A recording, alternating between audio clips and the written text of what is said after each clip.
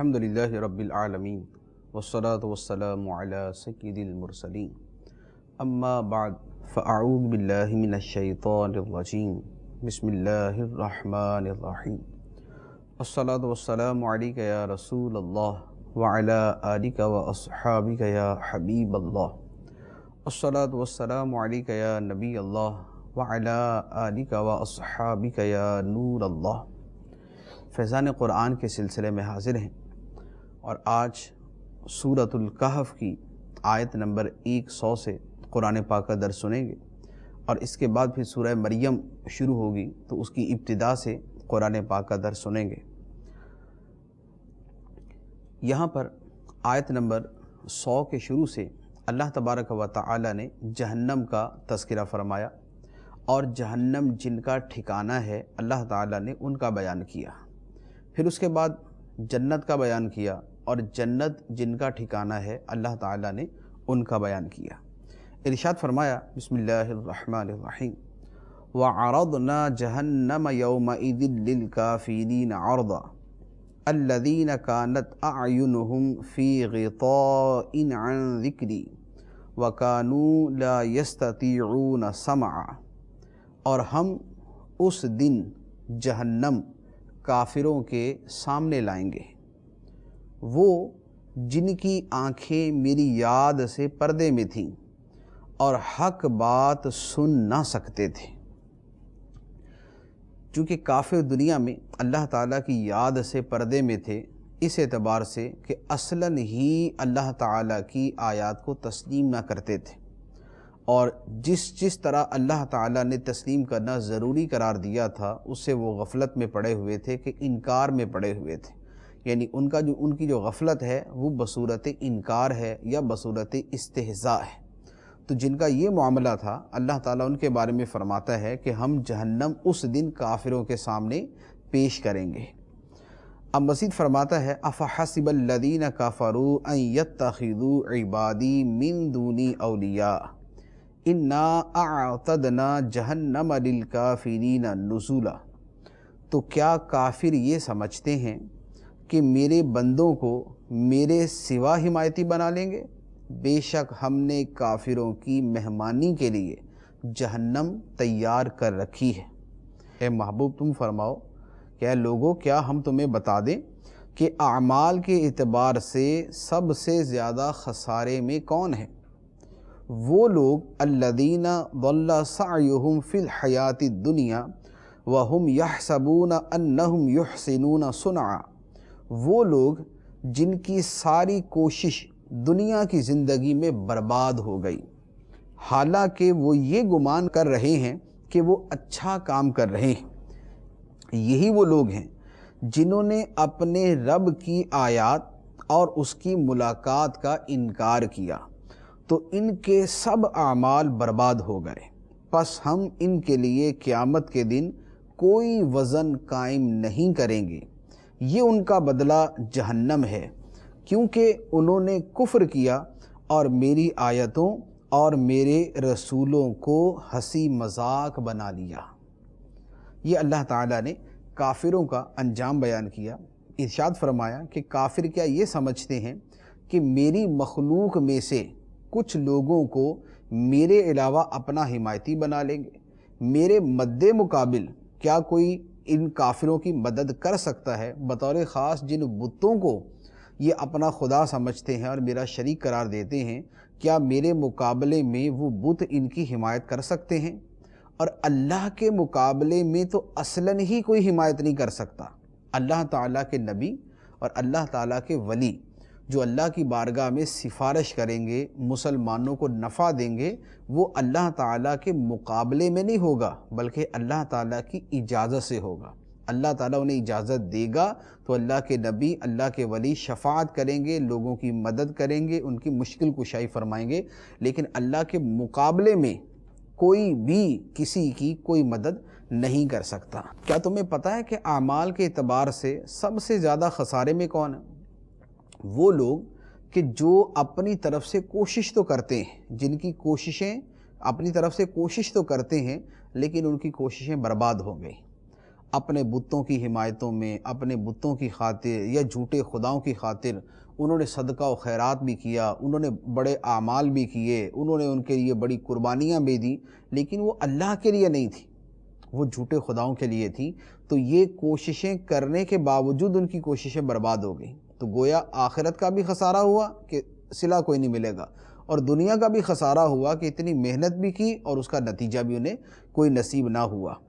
اب یہ تو بطور خاص کافروں کے اعتبار سے ہے، لیکن اسی سے علماء نے مسلمانوں کے حوالے سے بھی کلام تحریر فرمایا ہے کہ مسلمانوں میں بھی وہ لوگ کہ جو ریاکاری کے طور پہ عمل کرتے ہیں وہ بھی خسارے میں ہیں، اور ان کے اوپر بھی یہی بات صادق آتی ہے کہ ان کی دنیا کی زندگی میں جو کوششیں ہیں وہ برباد ہو جاتی ہیں، آخرت میں کوئی صلہ نہیں ملتا، اور دنیا کے اندر بھی اپنی طرف سے انہوں نے صدقہ و خیرات کیا۔ اب صدقہ و خیرات کیا ریاکاری کے لیے تو پیسے بھی گئے، ثواب بھی کوئی نہیں ملا۔ نمازیں پڑھیں ریاکاری کے لیے، نمازیں بھی پڑھیں یعنی اپنا وقت بھی دیا، اپنے آپ کو مشقت میں بھی ڈالا، گرمیوں کی گرمی برداشت کی، سردیوں کی سردی برداشت کی، تکلیف بھی اٹھائی، اور آخرت کے اندر ثواب بھی کوئی نہیں ملے گا کیونکہ انہوں نے ریاکاری کی تھی۔ تو وہ لوگ کہ جن کے اعمال اور جن کی کوششیں اور جن کی محنتیں برباد ہو جائیں، نہ آخرت میں ثواب ملے اور نہ دنیا کے اندر کوئی فائدہ ہو، تو یہ وہ ہیں کہ جو اعمال کے اعتبار سے سب سے زیادہ خسارے میں ہیں۔ اور یہ کون؟ اور بطور خاص چونکہ کافروں کے بارے میں یہ آیت مبارکہ ہے، تو کافروں کے اعتبار سے فرمایا کہ انہوں نے اپنے رب کی آیتوں کا اور اللہ سے ملاقات کا انکار کیا۔ انہوں نے کہا کوئی نہیں اللہ سے ملنا، نہ قیامت آنی ہے نہ اللہ سے ملاقات ہونی ہے۔ تو جنہوں نے قیامت میں اللہ سے ملاقات کا انکار کیا، فرمایا کہ ان کے اعمال برباد ہو گئے، ان کے لیے ہم کوئی وزن قائم نہیں کریں گے، یعنی ان کے لیے نیکیوں کا وزن نہیں ہوگا، ان کے لیے گناہ ہی گناہ ہوں گے، تو گناہ ہی ان کے پلڑے کے اندر ہوں گے، نیکیاں ان کے لیے ہوں گی نہیں کہ نیکیوں کو پلڑے کا ان کا کوئی وزن کیا جائے۔ اس کے بعد اللہ تعالیٰ نے اہل ایمان اور اعمال صالحہ کرنے والے یعنی صالح مومنین، صرف ایمان والوں کا بیان نہیں کیا بلکہ نیک ایمان والوں کا بیان کیا، جو ایمان والے بھی ہیں اور نیکیاں بھی کرتے ہیں، اللہ تعالیٰ نے ان کا بیان کیا۔ فرمایا ان الذین آمنوا وعملوا الصالحات کانت لہم جنات الفردوس نزلا خالدین فیہا لا یبغون عنہا حولا۔ بے شک جو لوگ ایمان لائے اور اچھے اعمال کیے، ان کی مہمانی کے لیے فردوس کے باغات ہیں، وہ ہمیشہ ان میں رہیں گے، ان سے کوئی دوسری جگہ بدلنا نہ چاہیں گے۔ جو ایمان والے ہیں اور نیکیاں کرنے والے، ایمان والوں کے بارے میں یہ تو ہمارا عقیدہ ہے کہ وہ ہمیشہ کے لیے جہنم میں نہیں جائیں گے۔ جو ایمان پر جس کا خاتمہ ہوا، وہ اگر اپنے برے اعمال کی وجہ سے مشیت الہی سے جہنم میں چلا بھی گیا تو ہمیشہ کے لیے نہیں جائے گا، لیکن جن کے لیے اللہ تعالیٰ جنت الفردوس کا وعدہ فرما رہا ہے، وہ یہاں جو مذکور ہے وہ ہیں جو ایمان والے بھی ہیں وعاملوا الصالحات، اور اعمال صالحہ کرنے والے بھی، نمازیں پڑھنے والے ہیں، روزے رکھنے والے ہیں، صدقہ و خیرات کرنے والے ہیں، تہجد پڑھنے والے، اشراق چاشت پڑھنے والے، قرآن پاک کی تلاوت کرنے والے، اللہ تعالیٰ کا کثرت سے ذکر کرنے والے، صبح و شام اللہ کی تسبیح کرنے والے، پیارے آقا صلی اللہ علیہ وآلہ وسلم پہ درود پڑھنے والے، لوگوں کو نیکی کی دعوت دینے والے، درس و بیان کرنے والے، لوگوں کو گناہوں سے روکنے والے، اچھے اعمال کی طرف لانے والے، یہ جو اعمال صالحہ کرنے والے، غریبوں کی مدد کرتے ہیں، پڑوسیوں سے اچھا سلوک کرتے ہیں، ماں باپ کی خدمت کرتے ہیں، اولاد کی اچھی تربیت کرتے ہیں، شوہر ہے تو بیوی کے حقوق پورے کرتا ہے، بیوی ہے تو شوہر کے حقوق پورے کرتی ہے، ہمسائے ہیں تو ایک دوسرے کا خیال رکھتے ہیں، غریبوں کی مدد کرتے ہیں، تو یہ جو اعمال صالحہ کرنے والے ہیں، اللہ تعالیٰ فرماتا ہے کہ ان کے لیے فردوس کے باغات ہیں، یعنی جنت الفردوس اللہ تعالیٰ ان کو عطا فرمائے گا۔ اور یہ کیا ہے؟ ان کی مہمان نوازی ہے، یعنی ان کے لیے اللہ تعالیٰ نے مہمانی تیار کی ہے کہ اللہ تعالیٰ انہیں جنت الفردوس عطا فرمائے گا۔ اور جنت الفردوس کیا ہے؟ جنت الفردوس جنت کا جو سب سے اعلیٰ درجہ ہے اسے فردوس کہا جاتا ہے۔ جنت کے متعدد درجات ہیں، ان میں جو سب سے اعلیٰ درجہ ہے وہ جنت الفردوس ہے۔ تو جنت الفردوس ان لوگوں کے لیے جو ایمان لائیں اور اعمال صالحہ کریں۔ اللہ تعالی ہمیں توفیق عطا فرمائے۔ اس کے بعد اللہ تعالیٰ نے اپنی عظمت و شان کو بیان فرمایا۔ اللہ کی شان کتنی عظیم ہے، اللہ نے اس کو بیان کیا، اور اس کے بعد پھر سرکار دو عالم صلی اللہ علیہ وآلہ وسلم کی شان مبارک بیان کی، اور اس کے بعد پھر نیک اعمال کرنے والوں کی شان بیان کی۔ پہلے ارشاد فرمایا قُلْ لَوْ كَانَ الْبَحْرُ مِدَادًا لِكَلِمَاتِ رَبِّي لَنَفِدَ الْبَحْرُ قَبْلَ أَن تَنفَدَ كَلِمَاتُ رَبِّي وَلَوْ جِئْنَا بِمِثْلِهِ مَدَدًا۔ اے محبوب تم فرما دو، اگر سمندر میرے رب کی باتوں کے لیے سیاہی بن جائے تو میرے رب کے کلمات ختم ہونے سے پہلے سمندر ضرور ختم ہو جائیں گے، اگرچہ ہم اس کی مدد کے لیے اسی طرح کا اور سمندر لے آئیں۔ یعنی فرمایا کہ اللہ کی شان اتنی ہے کہ اگر سارے سمندروں کو سیاہی بنا دیا جائے، روشنائی بنا دیا جائے، اور دنیا کے جتنے درخت ہیں ان کے قلم بنا دیے جائیں، اور پورے سمندروں کو جو سیاہی بنا دیا، 7 سمندروں کو جو سیاہی بنا دیا، ان سمندروں کی سیاہی سے قلموں کے ذریعے لکھنا شروع کیا جائے، قلم ٹوٹ جائیں گے، سمندر کی سیاہی خشک ہو جائے گی، لیکن اللہ تعالیٰ کی شان کا بیان کبھی ختم نہیں ہو سکتا۔ اتنی اللہ تعالیٰ کی شان ہے، اتنی اللہ تعالیٰ کی شان ہے، کیونکہ اللہ تعالیٰ کی شان لامتناہی ہے، اس کی حد ہی کوئی نہیں، اس کی انتہائی کوئی نہیں ہے۔ اتنی شان ہے اللہ تعالیٰ کی، اتنی شان ہے اللہ تعالیٰ کی، ذرے ذرے کے اندر اللہ تعالیٰ کی جو قدرت ہے، اللہ تعالیٰ کی جو عظمت ہے، اللہ تعالیٰ کی جو شان ہے، بندہ اس کا تصور نہیں کر سکتا۔ ایک معمولی سی شے کے اندر اللہ تعالیٰ نے اتنا کچھ سمویا ہوا ہے۔ ہمیں جتنا پتہ چلتا ہے ابھی تو ہمارا علم ناقص ہے۔ جیسے مثال کے طور پہ انسانی جسم کیا ہے، اگر اتنا سا چھوٹا سا بچہ جو بھی پیدا ہوا، اس کے سر سے لے کر پاؤں تک سارے اعضاء پورے ہیں، اس میں دل بھی ہے، جگر بھی ہے، گردے بھی ہیں، پھیپھڑے بھی ہیں، اس میں اعضاء بھی ہے، شریانے بھی ہیں، وینز بھی ہیں، اس میں سر بھی ہے، دماغ بھی ہے، آنکھیں بھی ہیں، پلکیں بھی ہیں، ابرو بھی ہیں۔ سر سے لے کر پاؤں تک جو ایک چھوٹا سا بچہ ہے، ساری دنیا کی سائنس مل کر اس ایک بچے کے اوپر پوری ریسرچ نہیں کر سکتی۔ یعنی اگر دنیا کے اندر دل کے اوپر جتنی تحقیق کی ہے، تو چھوٹے سے بچے کا جو چھوٹا سا دل ہے اس کے اوپر بھی تو ساری تحقیقی ثابت ہوتی ہے نا، ساری تحقیق اس کے اوپر بھی تو پوری آتی ہے۔ تو سر سے لے کر پاؤں تک جو چھوٹا سا بچہ ہے، اس کے اندر اللہ تعالیٰ نے وہ چیزیں رکھ دی ہیں کہ ہزاروں سال سے جو میڈیکل کے شعبے کے، طب کے شعبے کے لوگ ہیں، وہ ایجادات کر رہے ہیں، ریسرچ کر رہے ہیں، تحقیق کر رہے ہیں، لیکن ابھی ایک انسان کی باڈی کی ساری چیزیں بھی ان کے سامنے ظاہر نہیں ہوئی۔ تو جب ایک صرف انسان، چھوٹا سا انسان جو ہے، اس کے بارے میں اللہ تعالیٰ کی جو قدرت کے مظاہر ہیں وہ ابھی تک پورے نہیں ہو سکے، تو یہ جو پوری کائنات ہے، اتنی بڑی کائنات کہ اس کائنات کے اندر انسان تو ایک ذرے کے برابر ہے۔ پھر اللہ تعالیٰ کی جتنی مخلوقات ہیں، پھر یہ زمینیں ہیں، زمین کے اندر کیا، زمین کے اوپر کیا، آسمانوں میں کیا ہے، پھر ستارے ہیں، یہ کتنے ارب ستارے مل کر ایک گلیکسی بنتی ہے، ایک کہکشاں بنتی ہے، اور کائنات میں اربوں کہکشائیں ہیں، اربوں ستارے مل کر، یعنی سورج ایک ستارہ ہے، ایسے اربوں ستارے مل کر ایک کہکشاں بنتی ہے، اور کائنات میں ایسی اربوں کہکشائیں ہیں، یعنی ارب ضرب ارب ملٹیپلائی ارب، کتنی تعداد بنے گی انسان کا کمپیوٹر بھی اس کا جواب نہیں دے سکتا۔ تو اللہ تعالیٰ کی اب ایک شے کے اندر جو شان ہے اس کو کون بیان کر سکتا ہے؟ تو فرمایا کہ اگر ساری دنیا کے سمندر سیاہی بن جائے، درخت قلم بن جائیں، اللہ کی شان کو لکھنا شروع کر دیں، سمندروں کی سیاہی ختم ہو جائے، درختوں کے قلم ٹوٹ جائیں، اللہ تعالیٰ کی شان کا بیان نہیں ہو سکتا۔ یہ ہے اللہ تعالیٰ کی شان۔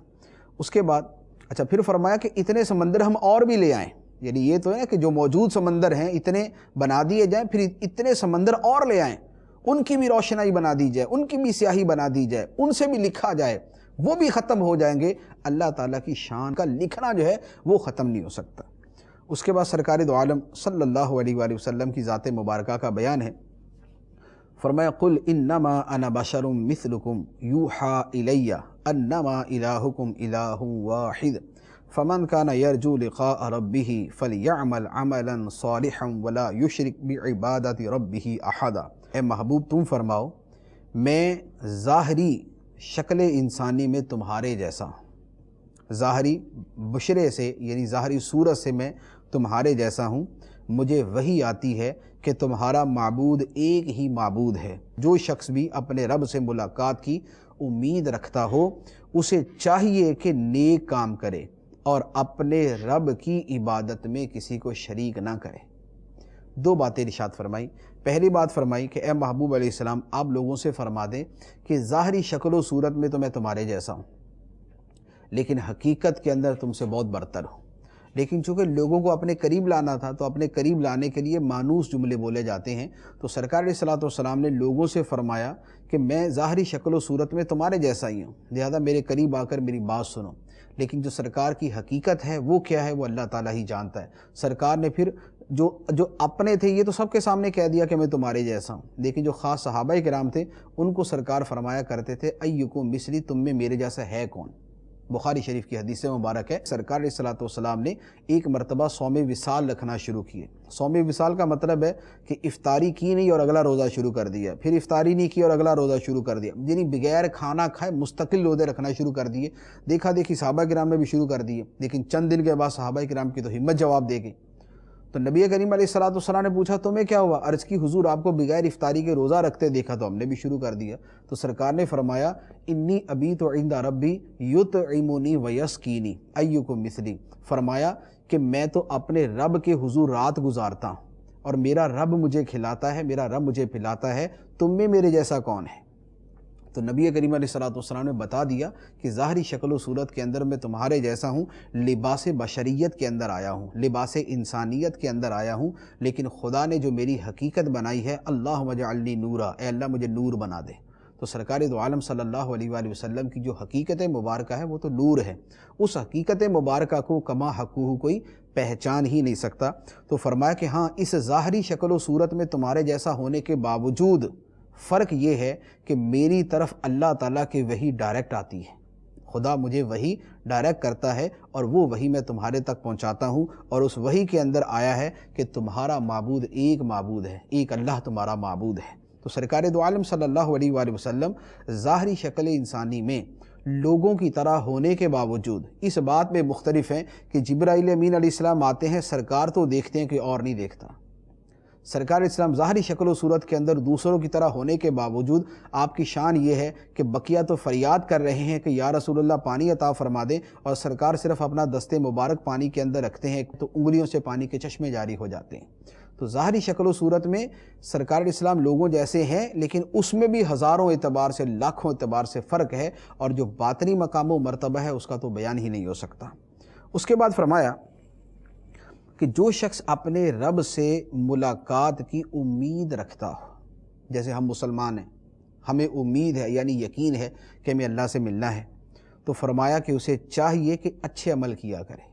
جسے پتہ ہے کہ اللہ سے ملنا ہے تو اللہ سے ملنا ہے تو گندے اعمال کے ساتھ تو نہیں ملنا، برے اعمال کے ساتھ تو نہیں ملنا، اپنی آنکھیں، اپنے ہاتھ، اپنی زبان، اپنے کانوں کو گناہوں کی گندگی میں ملوث کر کے تو اللہ تعالیٰ کی بارگاہ میں نہیں جانا۔ تو فرمایا کہ جو اپنے رب سے ملاقات کی امید رکھتا ہو وہ اسے چاہیے کہ نیک کام کرے اور اپنے رب کی عبادت میں کسی کو شریک نہ کرے، یعنی نہ تو شرک کرے جو شرک حقیقی ہے، اور نہ وہ اپنے اعمال میں ریاکاری کرے، کہ ریاکاری کرنا بھی شرک ہے، یہ شرک خفی ہے، یعنی پوشیدہ شرک ہے۔ جو شرک بتوں کے اعتبار سے کیا جاتا ہے وہ شرک جلی ہے، وہ بڑا شرک ہے، اور یہ جو ریاکاری ہے یہ چھوٹا شرک ہے، کہ ریاکاری شرک اس اعتبار سے ہے کہ بندے نے عمل کرنا تھا اللہ کے لیے لیکن اس عمل میں مخلوق کو شریک کر لیا، کہ مخلوق کو گویا اس نے اپنی مقصود اور مراد کے اندر اللہ کے ساتھ مخلوق کو بھی شامل کر لیا، تو اس لیے ریاکاری جو ہے اسے شرک خفی کہا جاتا ہے۔ تو جو اپنے رب سے ملاقات کی امید رکھتا ہے، یقین رکھتا ہے، اسے چاہیے کہ نیک اعمال کرے اور ان نیک اعمال میں ریاکاری نہ کرے، خالص اللہ کے لیے وہ کام کیا کرے۔ یہاں پر سورۃ الکہف جو ہے وہ مکمل ہو گئی۔ اب اس کے بعد سورہ مریم شروع ہوتی ہے۔ سورہ مریم جو ہے مکی ہے، مکہ مکرمہ میں نازل ہوئی، اور اس میں 98 آیتیں ہیں، 98 آیات ہیں اس میں۔ اللہ تعالیٰ ارشاد فرماتا ہے بسم اللہ الرحمن الرحیم، کاف ہا یا عین صاد۔ یہ حروف مقطعات ہیں۔ حروف مقطعات وہ حروف ہیں کہ جن کا معنی اللہ جانتا ہے، یا اللہ کا محبوب علیہ الصلاۃ والسلام جانتے ہیں، یا اللہ تعالیٰ اپنے محبوب کے ذریعے جن کو حروف مقطعات کا علم عطا فرما دیتا ہے وہ جانتے ہیں۔ آیت سورہ مبارکہ کے شروع کے اندر ہی اللہ تعالیٰ نے حضرت زکریا علیہ السلام پر اپنی خاص رحمت کا بیان کیا۔ زکریا علیہ السلام پہ اللہ تعالیٰ کی خاص رحمت کا بیان ہے، اور خاص رحمت یہ ہے کہ اللہ تعالیٰ نے زکریا علیہ السلام کو بڑھاپے کے اندر اولاد عطا فرمائی۔ یعنی زکریا علیہ السلام اس عمر کو پہنچے ہوئے تھے کہ اس میں اولاد نہیں ہوتی، انتہائی بوڑھے ہو چکے تھے، اور جو ہے وہ پورے بدن کی رطوبتیں جو ہیں وہ خشک ہونے کے قریب تھی۔ اس عمر کے اندر کسی کی اولاد نہیں ہوتی، لیکن اللہ تعالیٰ نے اس عمر کے اندر حضرت زکریا علیہ السلام کو اولاد عطا فرمائی۔ تو یہاں پر اسی کا بیان ہے۔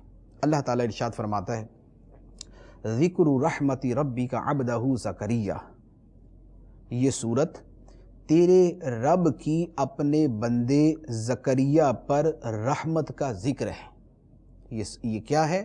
فرمایا کہ یہ صورت تیرے رب کی اپنے بندے زکریا پر رحمت کا ذکر ہے۔ اب وہ رحمت کی صورت کیا تھی؟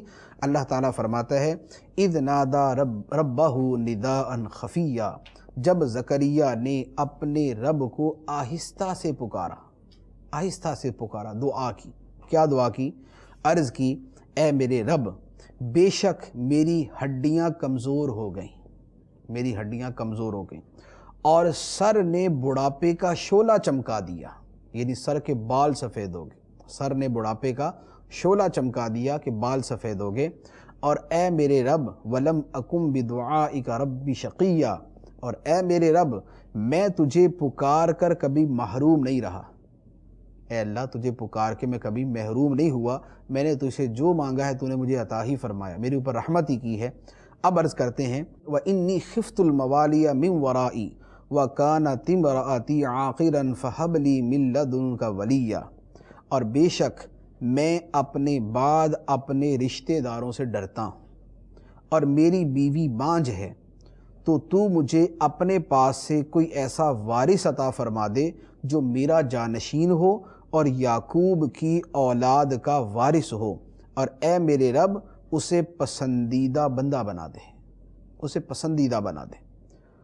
یہ حضرت زکریا علیہ السلام کی دعا تھی۔ یعنی آپ نے کیا عرض کیا کہ اے اللہ میرے بدن کی ہر ہڈی کمزور ہو گئی، یعنی آپ بڑھاپے کی اس عمر کو پہنچے ہوئے تھے کہ آپ کے بدن مبارک کی ہڈیاں کمزور ہوگی، جیسے بوڑھے آدمی کی ہڈیاں کمزور ہو جاتی، تو سیدنا زکریا علیہ السلام کے بدن مبارک کی ہڈیاں جو ہے وہ کمزور ہوگی۔ عرض کرتے ہیں اور اے اللہ میرے سر نے بڑھاپے کا شعلہ چمکا دیا کہ میرے سر کے بال بھی سفید ہو گئے، لیکن اس کے باوجود میں تجھ سے دعا مانگوں گا، کیونکہ تجھ سے دعا مانگ کر میں کبھی محروم نہیں ہوا۔ اب عرض کرتے ہیں کہ اے اللہ مجھے اپنے بعد اپنے رشتہ داروں کا ڈر ہے۔ رشتہ داروں کا کیا ڈر ہے؟ کو وراثت کا مال کھا جائیں گے؟ نہیں، یہ ڈر نہیں ہے۔ ڈر یہ ہے کہ میرے بعد وہ دین کی صحیح خدمت نہیں کر سکیں گے، میرے بعد وہ دین کی صحیح خدمت نہیں کر سکیں گے، تو لہذا میری بیوی بانجھ ہے، تو مجھے اپنے پاس سے ایسا بیٹا عطا فرما دے، ایسا وارث عطا فرما دے جو علم اور نبوت میں میرا جانشین ہو، یارثنی و یارث من آل یعقوب، جو میرا وارث بنے اور اولاد یعقوب کا وارث بنے۔ تو وارث بننے سے مراد مال و دولت کا وارث بننا نہیں ہے، کیونکہ نہ تو حضرت زکریا علیہ السلام کے پاس کوئی اتنا مال و دولت تھا کہ آپ کو اس کی فکر ہو کہ جناب میرے رشتہ دار کھا جائیں گے تو میرا بیٹا ہو تو وہی لے لے، اور نہ ہی اللہ کے نبیوں کی یہ شان ہے کہ وہ اپنے بڑھاپے کی عمر میں وہ اپنے پیچھے اپنے مال و دولت کی فکر کریں کہ یار میرے بعد میرے مال کا کیا بنے گا۔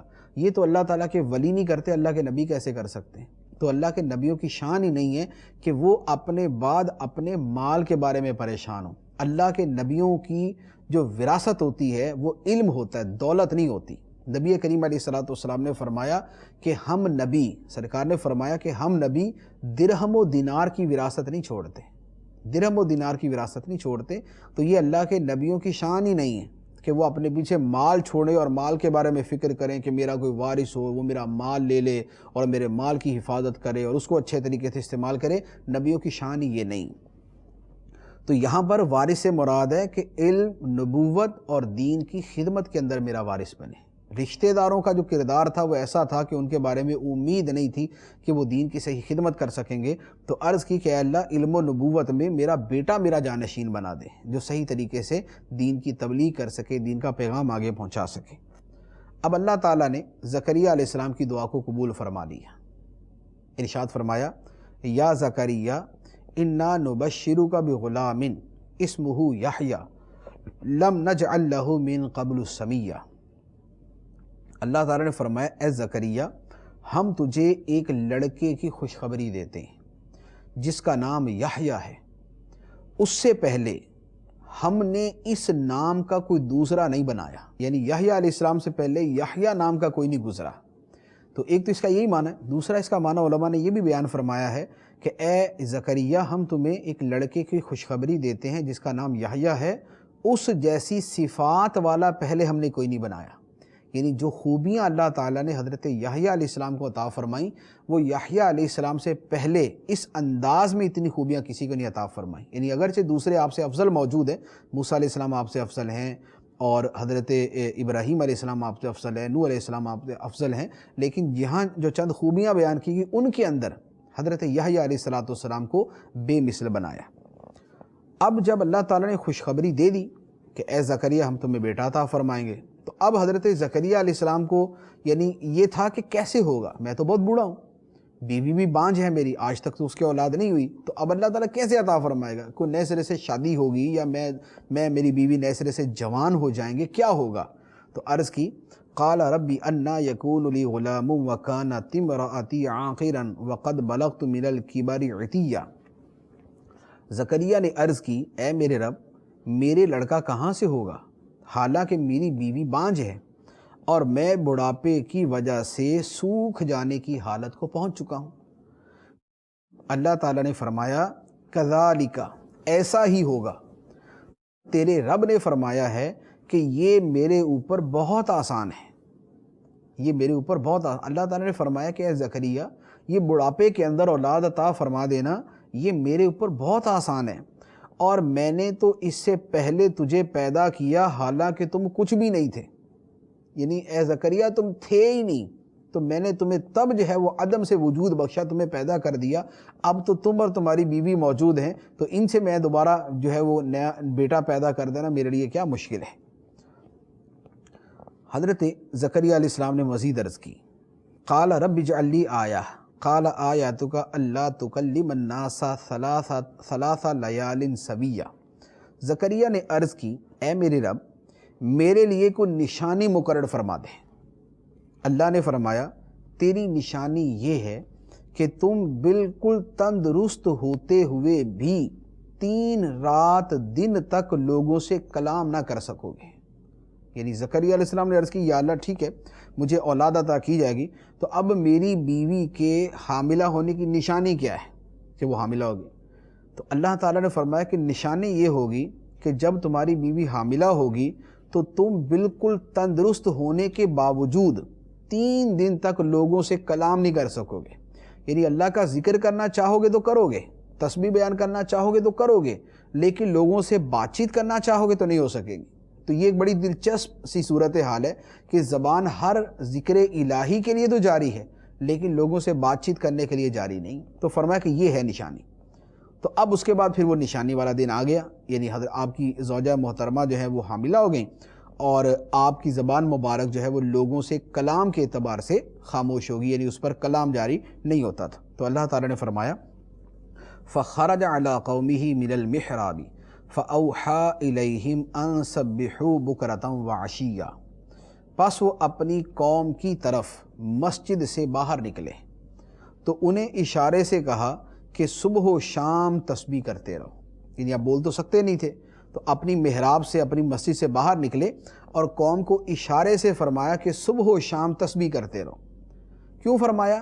یا تو اس اعتبار سے فرمایا کہ آپ لوگوں کو روزانہ ہی واز کیا کرتے تھے تو اس دن آپ نے تسبیح کے اعتبار سے فرمایا کہ صبح شام اللہ کی تسبیح کرو، اور یا اس لیے فرمایا کہ چونکہ اللہ تعالیٰ نے ایک اپنی قدرت کا اظہار فرمایا کہ بڑھاپے کے اندر ان کو اولاد عطا فرمانی تھی، تو اب اس کے اوپر خود بھی اللہ کی تسبیح کر رہے تھے اور لوگوں کو بھی اشارے سے بولا کہ تم بھی اللہ تعالیٰ کی تسبیح بیان کرو۔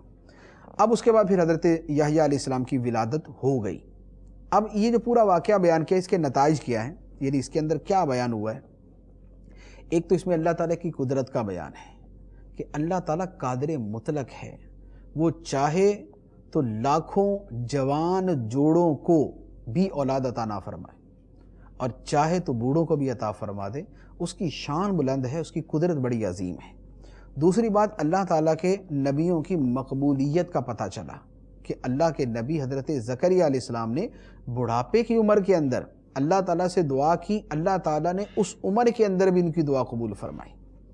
اچھا، لیکن یہاں پر ایک بات میں عرض کروں گا کہ یہ جو بڑھاپے کے اندر اولاد کے لیے دعا کی، اس انداز میں دعا کرنا یہ نبیوں کے لیے یا ولیوں کے لیے بطور معجزہ و کرامت کے، یعنی نبیوں کے لیے بطور معجزہ، ولیوں کے لیے بطور کرامت کی اس کی اجازت ہے، ورنہ جو محال عادی ہے کہ عادتاً اس طرح نہ ہوتا ہو، جیسے مثال کے طور پہ 100 سال کا بوڑھا ہے، بڑھیا ہے، تو لازمی بات ہے کہ ان کی اولاد نہیں ہوتی۔ یہ ہمارے پوری دنیا کا مشاہدہ کر لے تو یہ بات سامنے ہے۔ تو اب جو 100 سال کا بوڑھا بڑھیا ہوگی تو وہ اللہ تعالیٰ سے یہ دعا نہیں کریں گے کہ اللہ ہمیں اولاد عطا فرما۔ وجہ یہ ہے کہ عادتاً اس طرح ہوتا نہیں، عادتاً یہ محال ہے، تو جو عادتاً محال ہوگا اس کی دعا کرنے کی اجازت نہیں۔ اللہ کے نبیوں کی چونکہ شان بلند ہے کہ اللہ تعالیٰ ان کے ذریعے اپنی خاص قدرتوں کا اظہار فرماتا ہے، تو نبی یا ولی بطور کرامت کے اللہ تعالیٰ سے یہ دعا کر سکتے ہیں۔ پتہ چلا کہ اولاد کی محبت اللہ کی محبت کے منافی نہیں، شریعت کے منافی نہیں، یعنی یہ نہیں ہے کہ اگر ہم اپنی اولاد سے محبت کرتے ہیں تو اولاد سے محبت کرنا کوئی خلاف شرع نہیں، ہرگز نہیں۔ اسے یہ کہنا غلط ہے کہ اولاد کی محبت جو ہے وہ شریعت کے خلاف ہے۔ نبی کریم صلی اللہ علیہ وآلہ وسلم کی سنت مبارکہ ہے اپنی اولاد سے پیار کرنا۔ سرکار دو عالم صلی اللہ علیہ وآلہ وسلم حضرت فاطمہ الزہرا رضی اللہ تعالی عنہا سے جتنا پیار کرتے تھے کیا ہمیں نہیں معلوم؟ بے انتہا پیار فرماتے تھے، آپ کے آنے کے اوپر کھڑے ہو جاتے، آپ کی پیشانی پر بوسہ دیتے۔ حضرت فاطمہ رضی اللہ تعالیٰ عنہ سرکار کی آمد پہ کھڑی ہو جاتی، سرکار اپنی جگہ انہیں بٹھایا کرتے تھے، تو سرکار اپنی بیٹیوں سے، چاروں بیٹیوں سے بطور خاص حضرت فاطمہ رضی اللہ تعالیٰ عنہ سے بے پناہ پیار فرماتے تھے۔ تو اگر اولاد کی محبت شریعت کے خلاف ہوتی تو سرکار کبھی اولاد سے پیار نہ فرماتے، لیکن سرکار نے فرمایا اور بہت فرمایا، اور ہمیں حکم دیا اپنی اولاد سے پیار کرنے کا، اولاد کو جو ہے وہ چومنے کا، اولاد سے پیار کرنے کا، شفقت کرنے کا، گود میں بٹھانے کا، ان کو اپنے ساتھ چمٹانے کا۔ امام حسن حسین رضی اللہ تعالیٰ عنہما کو سرکار اپنے کندھوں کے اوپر سوار کیا کرتے تھے۔ نماز کی حالت میں حضرت سرکار کی نواسی حضرت امامہ وہ سرکار کے کندھوں پہ سوار ہو جاتی تھی۔ امام حسین یا امام حسن سرکار کے کندھوں پہ نماز کے اندر سوار ہو جاتے تھے۔ سرکار خطبہ ارشاد فرماتے تو بعد اوقات امام حسن یا امام حسین کو اپنی گود کے اندر بٹھایا ہوتا تھا۔ تو یہ پیارے آقا صلی اللہ علیہ وآلہ وسلم کی سنتیں ہیں۔ تو اس لیے اولاد کی جو محبت ہے یہ شریعت کے منافی نہیں، شریعت اس کا حکم دیتی ہے۔ اچھا، مزید ایک اور بھی بات پتہ چلی کہ اولاد میں بھی اچھی نیت ہونی چاہیے، یعنی اولاد کی طلب ہو، اللہ ہمیں اولاد عطا فرما، تو اس میں اچھی نیت ہو۔ جیسے حضرت زکریا علیہ السلام نے دعا تو کی کہ اللہ مجھے اولاد عطا فرما، لیکن مقصد کیا بیان فرمایا؟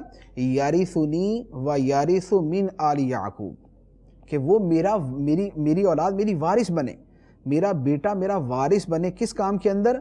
علم کے اندر، نبوت کے اندر، دین کی خدمت کے اندر۔ لہذا اولاد اللہ تعالیٰ سے طلب کی جائے تو اس طور پہ کہ اے اللہ دین کا سچا خادم بیٹا عطا فرما، دین کی خادم جو ہے وہ اولاد عطا فرما، جو تیرے دین کا کام کرنے والے ہوں، جو تیری فرما برداری کرنے والے ہوں۔ تو اس طرح اولاد کی طلب کا جو ہے وہ یہ اللہ تعالیٰ کو پسند ہے۔ اچھا، پھر اسی کے اندر ایک اور بڑی پیاری بات وہ یہ ہے کہ یہاں حضرت یحییٰ علیہ السلام، اللہ کے نبی حضرت یحییٰ علیہ السلام کا میلاد بیان ہوا کہ ان کی تشریف آوری سے پہلے کیا کیا واقعات ہوئے۔ یحییٰ علیہ السلام کی دنیا میں تشریف آوری سے پہلے جو ولادت کے واقعات ہیں اللہ تعالیٰ نے وہ بیان کیے، تو پتہ چلا کہ میلاد بیان کرنا اللہ کی سنت ہے۔ حضرت یحییٰ علیہ السلام کا میلاد اللہ نے بیان کیا، تو مصطفیٰ کریم صلی اللہ علیہ وآلہ وسلم کا میلاد بیان کرنا بھی ہم غلاموں کے لیے اور ہم جو ہے وہ مسلمانوں کے لیے باعث سعادت ہے۔ اب اس کے بعد حضرت یحییٰ علیہ السلام کا تذکرہ اور ان کی شان کا بیان ہے۔ اللہ تعالیٰ فرماتا ہے یا یحییٰ خذ الکتاب بقوہ وآتیناہ الحکم صبیہ، ہم نے یحییٰ سے فرمایا اے یحییٰ کتاب کو مضبوطی کے ساتھ تھامے رکھو، اور ہم نے یحییٰ کو بچپن ہی میں حکمت عطا فرما دی تھی۔ یحییٰ سے فرمایا کہ کتاب کو مضبوطی کے ساتھ تھامے رکھو۔ کتاب سے کون سی مراد ہے؟ تورات۔ انجیل جو ہے یہ حضرت یحییٰ کے بعد میں آئی ہے، یعنی حضرت عیسیٰ علیہ السلام حضرت یحییٰ کے بعد میں ہوئے۔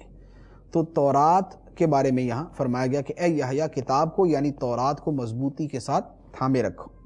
اب اللہ تعالیٰ نے حضرت یحییٰ کی شانیں بیان فرمائیں۔ اب شانوں کو آپ سنیے اور اس سے یہ سمجھیے کہ نبیوں کی شانیں بیان کرنا اللہ تعالیٰ کو کتنا پسند ہے، اور اسی سے پتہ چلتا ہے کہ ہمارے آقا صلی اللہ علیہ وآلہ وسلم جو سارے نبیوں کے سردار ہیں، جو سارے نبیوں کے آقا ہیں، جو سب سے افضل ہیں، جو سب سے زیادہ شانوں والے ہیں، ان کی شان بیان کرنا اللہ تعالیٰ کو کتنا پسند ہوگا۔ تو فرمایا کہ ہم نے یحییٰ کو بچپن ہی میں حکمت عطا فرما دی تھی۔ چنانچہ حضرت یحییٰ علیہ السلام بچپن ہی سے جو آپ باتیں فرماتے تھے وہ بڑی حکمت والی تھی، اور حکمت سے ایک مراد جو ہے وہ نبوت بھی دی گئی ہے کہ اللہ تعالیٰ نے حضرت یحییٰ کو بچپن ہی میں نبوت عطا فرما دی تھی۔ اچھا، مزید ان کی شانیں کیا ہے؟ فرمایا وَحَنَانًا مِن لَدُنَّا وَزَكَاةً وَكَانَ تَقِيًّا، اور اپنی طرف سے نرم دلی اور پاکیزگی بھی عطا فرمائی، اور وہ یحییٰ بہت زیادہ ڈرنے والا تھا اور اپنے ماں باپ سے اچھا سلوک کرنے والا تھا، اور وہ متکبر نافرمان نہیں تھا، متکبر نہیں تھا، نافرمان نہیں تھا۔ اب اللہ تعالیٰ خود فرماتا ہے اور یحییٰ پر سلامتی ہو جس دن وہ پیدا ہوا اور جس دن وہ فوت ہوگا اور جس دن وہ اپنی قبر سے زندہ اٹھایا جائے گا، اس پہ سلام ہو۔ اس کی پیدائش کے دن بھی اس پہ سلام، اور اس کے فوت ہونے کے دن بھی اس پہ سلام، اور جس دن وہ اپنی قبر سے اٹھے گا اس دن بھی اس پہ سلام۔ اب یہاں حضرت یحییٰ علیہ السلام کی جو پیاری باتیں بیان فرمائیں، فرمایا کہ ہم نے اسے نرم دلی عطا فرمائی۔ حضرت یحییٰ علیہ السلام بڑے نرم دل تھے، اللہ کے خوف سے بڑا رویا کرتے تھے، بڑا رویا کرتے تھے۔ تو پتہ چلا کہ نرم دل ہونا یہ اللہ تعالیٰ کا انعام ہے، یہ اللہ تعالیٰ کا تحفہ ہے۔ اور وہ لوگ کہ جن کو کبھی بھی رونا نہ آئے، نہ کسی کی مظلومیت پہ، نہ کسی کے دکھ درد پہ، نہ کبھی اپنے گناہوں پہ، جن کو کبھی رونا ہی نہ آئے، تو انہیں تھوڑا سا سوچنا چاہیے کہ ان کے دل کہیں سخت تو نہیں، کیونکہ نرم دلی جو ہے یہ اللہ تعالیٰ کی طرف سے انعام ہے۔ اچھا، مزید فرمایا کہ ہم نے انہیں پاکیزگی عطا فرمائی، پاکیزہ کردار عطا فرمایا، ظاہری باطنی پاکیزگی عطا فرمائی۔ اور مزید فرمایا کہ حضرت یحییٰ تقیہ، بڑے متقی تھے، بڑے اللہ سے ڈرنے والے تھے، اور اپنے ماں باپ سے اچھا سلوک کرنے والے تھے، اور وہ متکبر نہیں تھے، نافرمان نہیں تھے۔ اتنی شانوں کے باوجود بھی ان کے اندر تکبر نہیں آیا، ہمیشہ عاجزی کرنے والے تھے، اور وہ نافرمان نہیں تھے بلکہ فرما بردار تھے۔ تو یہ اوصاف جو ہیں یہ ہم مسلمانوں کے اندر بھی ہونے چاہیے، جو یہاں پر حضرت یحییٰ علیہ السلام کے بارے میں بیان فرمائے۔ اب اللہ تعالیٰ نے جو فرمایا، جو اگلی آیت میں فرمایا وہ کتنا خوبصورت ہے۔ فرمایا یحییٰ پر سلام ہو، جب جیسے ہم پڑھتے ہیں نا مصطفیٰ جان رحمت پہ لاکھوں سلام، ہم اپنے آقا صلی اللہ علیہ وسلم پہ سلام پڑھتے ہیں، مصطفیٰ جان رحمت پہ لاکھوں سلام، شمع بزم ہدایت پہ لاکھوں سلام۔ تو اللہ تعالیٰ فرماتا ہے یحییٰ پر سلام ہو جس دن وہ پیدا ہوا۔ تو جیسے یحییٰ کی پیدائش والے دن اللہ تعالیٰ فرماتا ہے کہ اس دن بھی اس پر سلام ہو، تو ہم بھی جو ہے وہ سرکار کے میلاد والے دن سرکار پہ سلام پڑھتے ہیں کہ جس سہانی گھڑی چمکا طیبہ کا چاند، اس دل افروز ساعت پہ لاکھوں سلام۔ سرکار کے یوم ولادت سرکار علیہ السلام پہ سلام پڑھتے ہیں، کیوں؟ اس لیے کہ اللہ تعالیٰ نے حضرت یحییٰ علیہ السلام پہ اس دن سلام بھیجا ہے۔ اور جس دن حضرت یحییٰ کا فرمایا کہ جس دن وہ فوت ہوگا اس دن بھی اس پہ سلام۔ تو 12ویں کو سرکار علیہ السلام پیدا ہوئے، اور ایک قول کے مطابق 12 ربیع الاول ہی کو آپ کا وصال ہے۔ تو اب بہت سارے لوگ جو میلاد کے اوپر اعتراض کرتے ہیں اور وفات کی بات کرتے ہیں، چلے وہ وفات کو اسی دن مان کر اس دن ہی سرکار پہ صلاۃ و سلام پڑھ لیں۔ آخر اللہ تعالیٰ نے حضرت یحییٰ علیہ السلام کے یوم ولادت اور یوم وفات دونوں کے اوپر ہی سلام بھیجا ہے نا، دونوں دن ہی ان پر سلام بھیجا ہے۔